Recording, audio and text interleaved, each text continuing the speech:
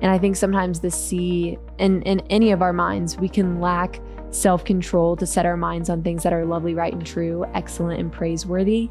And when we lack that self-control to set our mind on things above, to set our minds on what it's called to in Philippians 4:8, then our mind spirals out of control. And so I think the self-control one is a big one.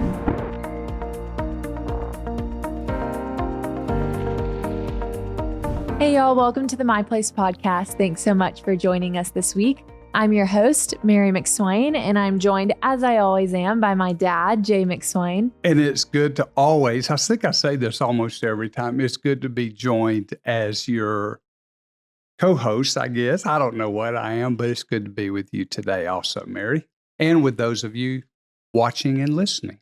Now, Dad, when this episode is coming out, will we be back from Chicago or flying back from Chicago? We would have flown back the night before because this comes out on Friday, I think. So we would have gotten through Easter.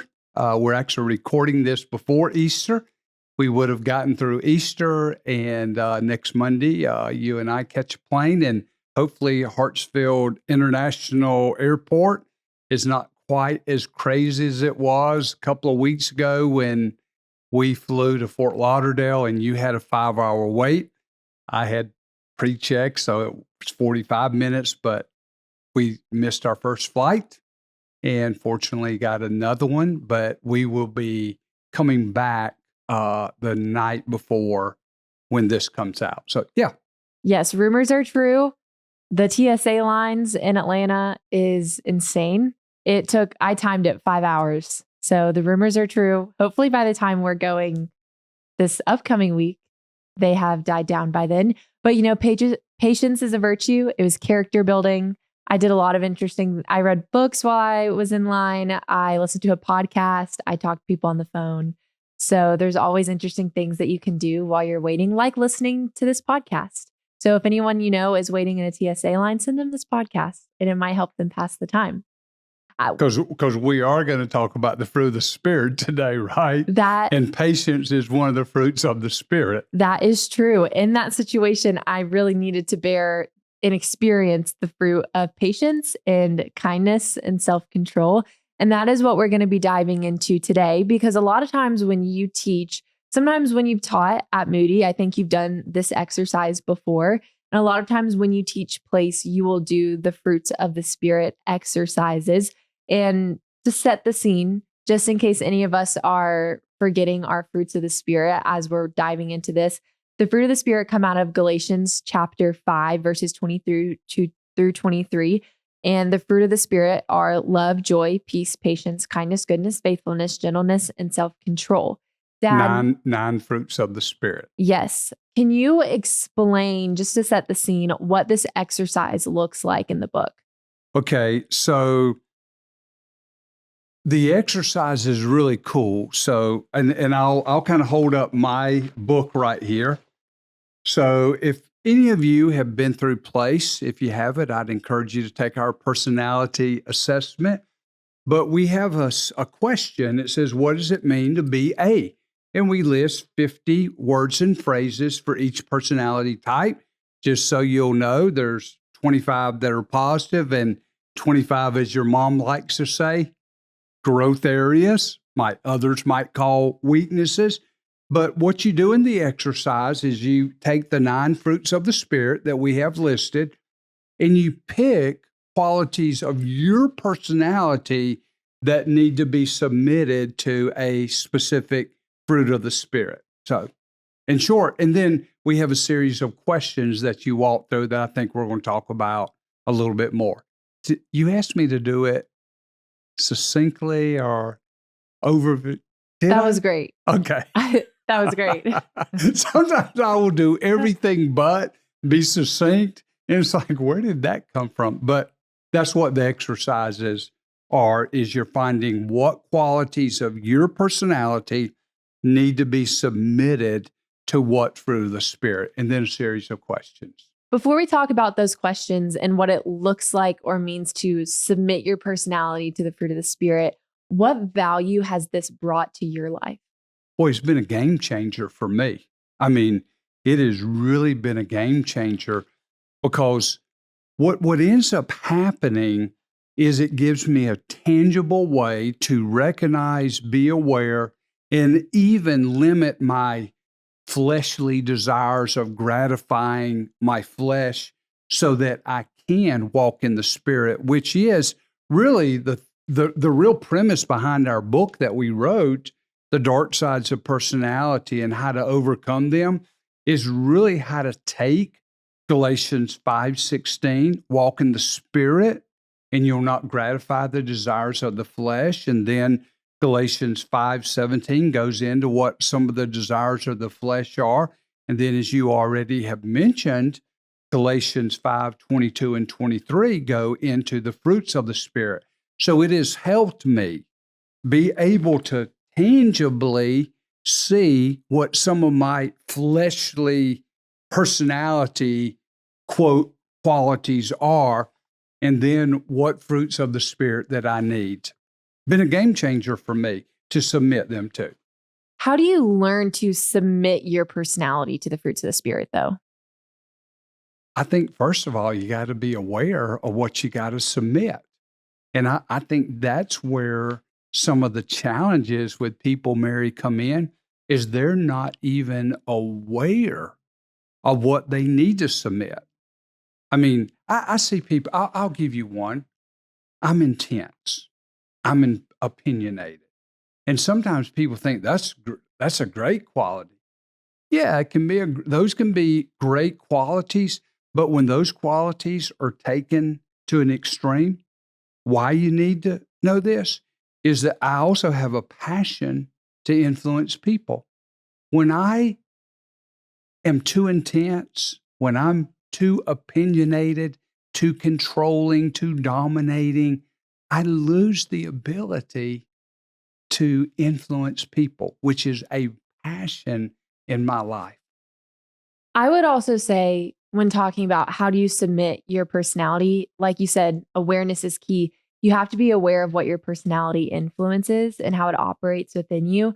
We oftentimes say that your personality influences how you act, react, and interact with yourself, with others, and with God.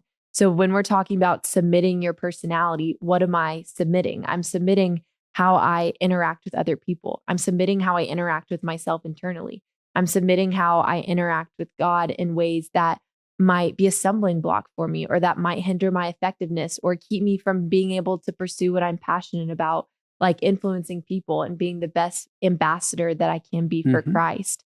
And so when we're talking about submitting your personality, it's submitting some of the ways that your personality could cause you to stumble in order to bear the fruit of the Spirit, to be a more effective ambassador. So when I think about how your personality influences how you act, react, and interact, are you kind to others? Kindness is a fruit of the Spirit, and your personality influences how you interact with others. So are you kind to them? Are you self-controlled with yourself and where you allow your thoughts to wander? Are you having self-control in the way that your mind interacts with yourself? Are you patient with God? Patience is one of the fruits of the Spirit. And are you submitting maybe your tendency to be impatient with your plans or your desires or your questions? Are you patient with God? And are you submitting some of your natural tendencies to those fruits? And we're going to walk through the exercise a little bit more to talk about what some of those real examples can look like. So let's just look at some of these questions to give people an idea of what this can really look like specifically. So take one or two traits that you listed and share how you have or could submit them to the fruits of the Spirit. Well, I've got three in here that, again, I took from what does it mean to be and I'm a D personality. And so I took three qualities. I put aggressive, I put controlling, and dominates a group. And the first question is why I need to submit them. And really what I said in the couple of places that I have is that when I'm controlling and when I'm aggressive and dominating, I lose the ability to influence others. But here's something that happens internally with me is I feel anything but joy, peace, kindness, and goodness, which are some of the qualities that I said need to be submitted to the fruit of the Spirit. So externally, I lose the ability to influence, and internally, I lose some of those qualities of peace, kindness, even to myself. And I have a kind of, I know this is a strong word, but I can have a kind of self-hatred of myself. You asked me another question is when and where. Oh, can I go into the second question? When and where is it most difficult to submit them to the fruit of the Spirit? I know this may sound a little crazy, but it's when people are interested. When people are interested in what I'm talking about, sometimes I begin to dominate. And I like to say I become like a machine gun, almost constant, where I don't even take a breath talking. And again, that's dominating, that's controlling, which causes me to lose the ability to influence. So those are a couple of first two questions, answering them through, again, how I've done the exercises. I think the first question, when it asks you, why do you need to, and you list out some of the consequences of not, that gives people so much awareness, not just of this is how you stumble, this is what you're not doing right, but how these things are keeping you from being and doing more, and from experiencing the world as the Lord intended, and from being able to interact with others in a way that would be beneficial for everybody involved. And I love that question of not just how do I submit, not just what do I need to submit, but why do I need to submit to these fruits of the Spirit?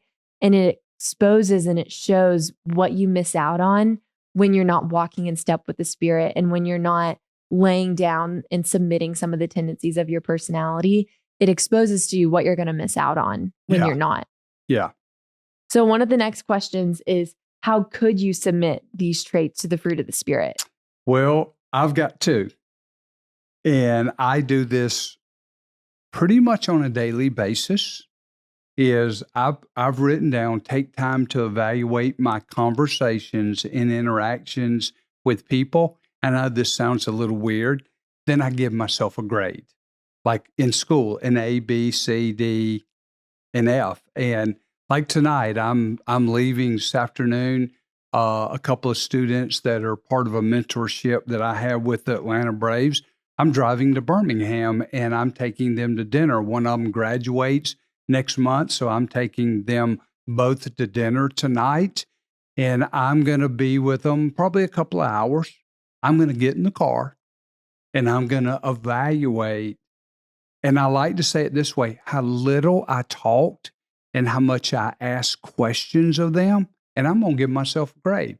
I've also done this one. I wrote this one is, I've asked other people that have watched me or going to watch me interact in situations for them to evaluate me and give me a grade. I remember a while back, I was at an Air Force base, and the chaplain that was taking me to all the different events that I was going to and a part of that day, I asked him at the very beginning of the day, I said, when we finish up tonight, would you give me a grade on how little I talk and how interested I am in others and ask questions? And so we got back to the hotel I was staying at on the base, and I said, well, can you give me a grade? And and he said, I'd say a B, B minus. And he walked out that night, and I thought about situations where maybe I talked a little more than I should have that day. But those are some things I do. I'm going to turn it on you. What about you? What are some, you walk through what you put over here, because I haven't seen yours. You've seen mine even before today, because I've talked about them, because again, I'm controlling and all that stuff. But what are some of yours, and walk through them a little bit? Okay, so I'll walk back through the exercise for y'all with the questions. The first question is, choose two traits you listed above and write or discuss why you need to submit them to the fruit of the Spirit.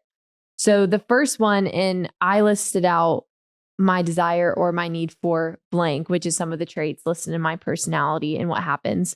So my first one is, my desire for structure and control can frustrate me when I don't have it or lack it.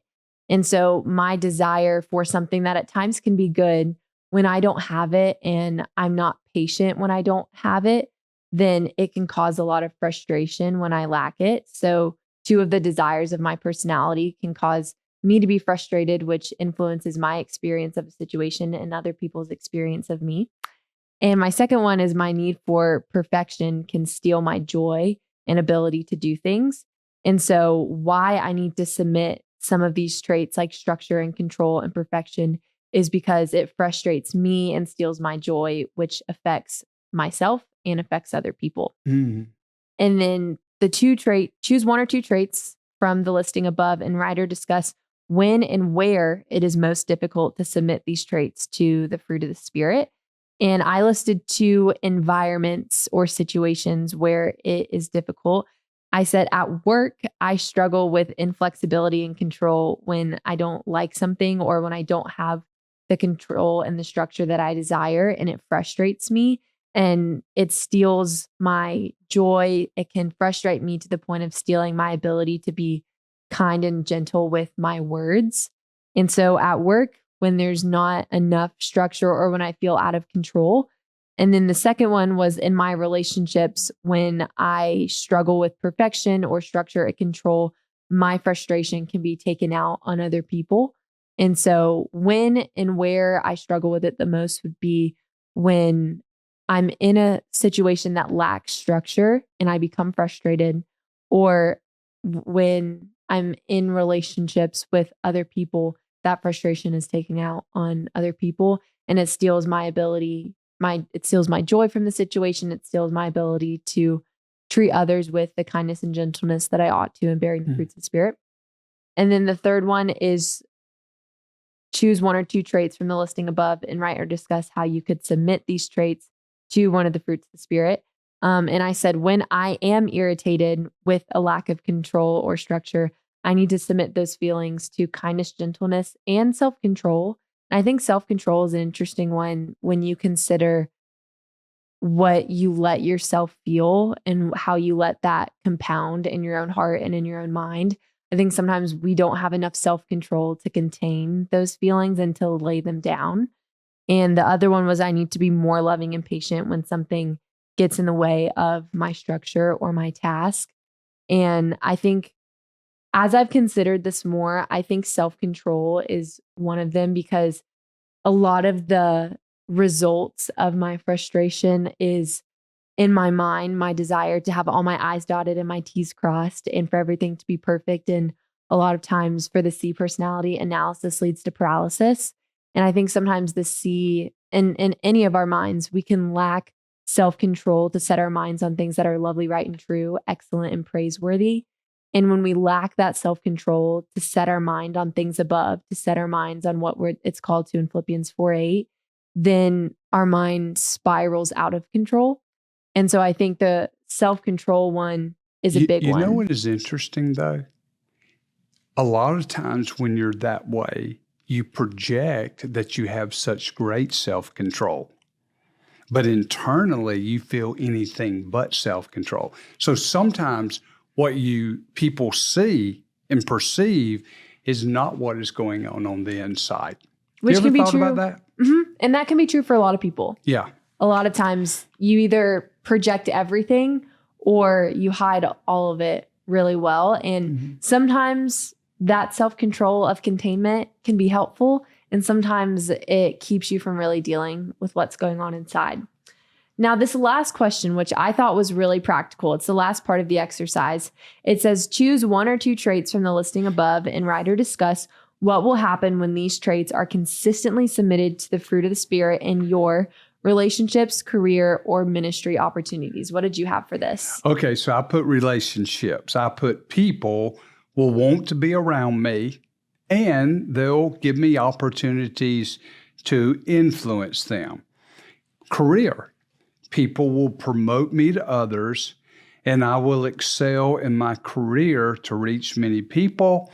And then in ministry opportunities, which career ministry opportunities are somewhat one and the same, my ministry will be one that people seek and will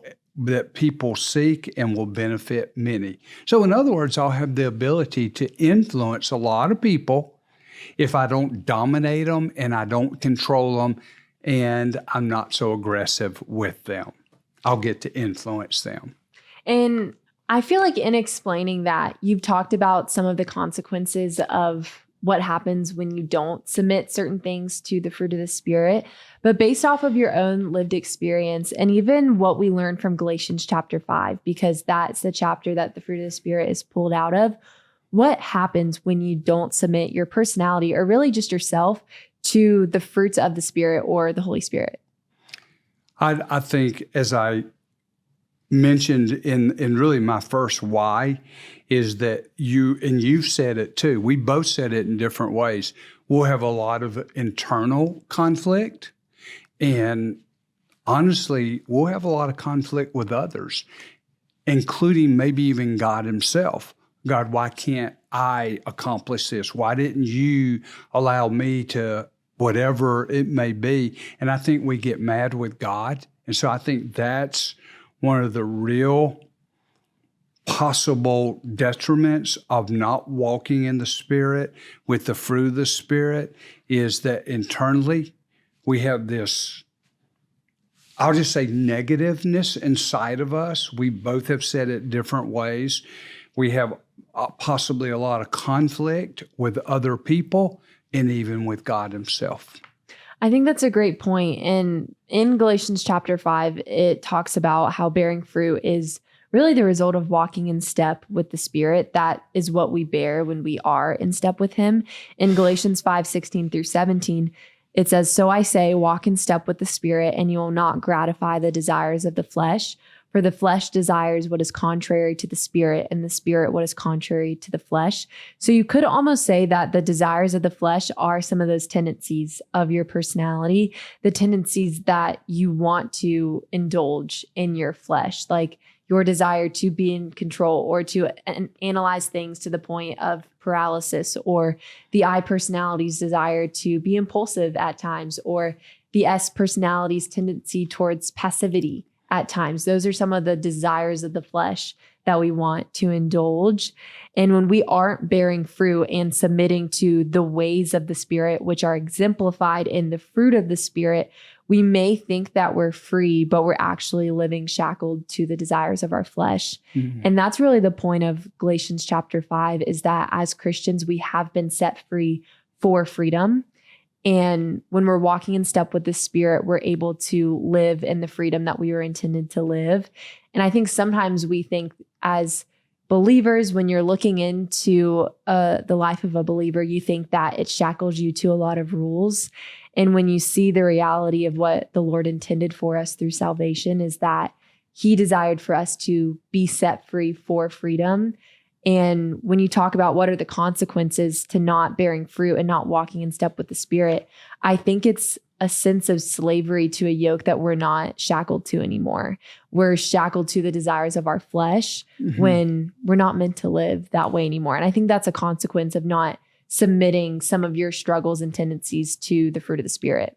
Mary, I think if people watching, listening to this, if they go through it and you don't give you gave the first three questions, if you don't give what'll happen in your life, in your relationships, career, and ministry. So I see that you've got your answers written there. So I think you need to share what happens when you submit those qualities, the perfectionism and things that what happens in yours. So would you tell us? My answers are pretty basic. Relationships, when I consistently submit to the fruit of the Spirit in my relationships, I will be more loving, patient, kind, and gentle towards others.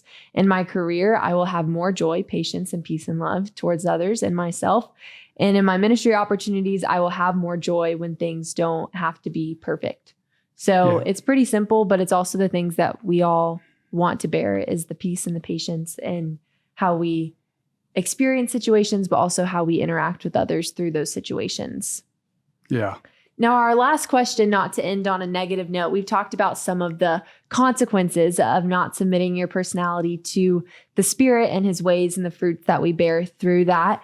What is the byproduct of bearing fruit and submitting yourself to the Spirit? Real simple. God uses you, and you get to walk with, as you said, with the love, the joy, the peace, patience. And again, Ephesians 2:10, for we are God's workmanship created in Christ Jesus to do good works that God prepared in advance, that we should walk in them, walk in the Spirit. Then God uses us in ways that we could never imagine or could not be used apart from walking in the Spirit with the fruit of the Spirit. I want to echo Galatians chapter 5 again, verse 1. It is for freedom that Christ has set us free. In 5:13, you, my brothers and sisters, were called to live free. So the byproduct of walking in step with the Spirit is freedom, which is what God intended for us through salvation and through His Spirit living in our hearts and in our lives. And at large, and if you really break it down, it's freedom, but the results are also that you will experience more love. You will be able to pour out the love that is poured into your heart. You will have more joy. You will have more peace. You'll have more patience. You'll have more kindness, goodness, gentleness, faithfulness, and self-control. And as you walk through an exercise like this, you see the situations that you'll be able to bear that fruit in. You'll see why it's so important for you to bear that fruit. You'll see how will my interactions with other people be better and more fruitful because I'm bearing this fruit, because I'm laying down these desires of the flesh and I'm submitting to these and I'm bearing these fruits to help my experience with others and my experience with God. And I think the byproduct is freedom, but you also see what you're free from and what you're able to live for. Yeah. As we come to the close, I'm going to let you promote a great resource for people to be able to even do these exercises, because we actually have them in the book. But what a great resource, I believe, to help people as they attempt to walk in the Spirit. So 2 resources for y'all, and we'll have these in the show notes so that you can have a link for them. One of them is The Dark Sides of Personality and How to Overcome Them. It's a book that Dad and I wrote a couple of years ago, and it walks through some of those tendencies, some of those desires of your flesh, the dark sides of your personality that you might stumble into in your leadership style or your emotions, your thinking, the way that you relate to others, how you experience conflict. And it really dives into some of the nitty-gritty details of that. But it also talks about how to overcome them. And the essence of the book is to overcome them. Galatians 5, walk in step with the Spirit. But it also gives a little bit more detail to some of the situations that you might be walking through to help you overcome some of those tendencies, those desires of your flesh. And if you just want to check out this exercise, you want to start small before you dive into a whole book, we'll also put a link to the assessment so that you can look at your personality style and even walk through this exercise yourself to see how you can begin to submit your personality to the fruits of the Spirit, to bear the fruit, to be more effective with people, and to live in the freedom that you were intended to live in when you became a believer. Thank y'all again for joining us, and make sure you tune back in next week.